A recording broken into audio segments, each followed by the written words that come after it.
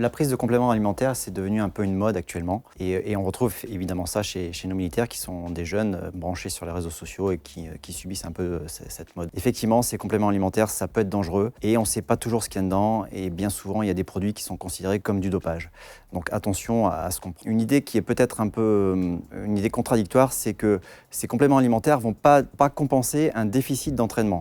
Je vais m'expliquer, c'est-à-dire que le militaire qui a du mal à progresser, c'est peut-être que son entraînement physique n'est pas forcément adapté. On cherche toujours à aller plus vite, plus rapidement sur nos objectifs et ce ne sont pas forcément les compléments alimentaires qui vont nous amener là-dedans.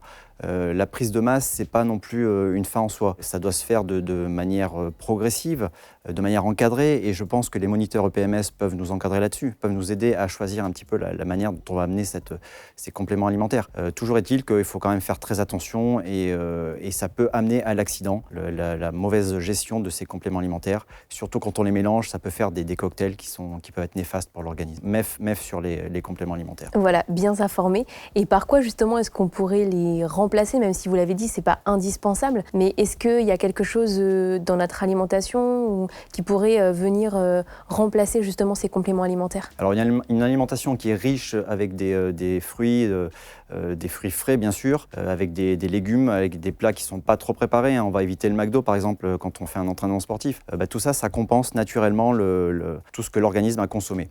Là où on aura peut-être besoin de compléments alimentaires, c'est quand on va partir sur des triathlons par exemple qui vont durer plusieurs heures, où là on a des pertes qui ne vont pas forcément être compensées par l'alimentation normale. Donc c'est pas inaudible de prendre une boisson isotonique et un peu plus de sucre sur ce genre d'activité sportive. Mais l'activité classique du militaire ne nécessite pas l'utilisation de ces compléments.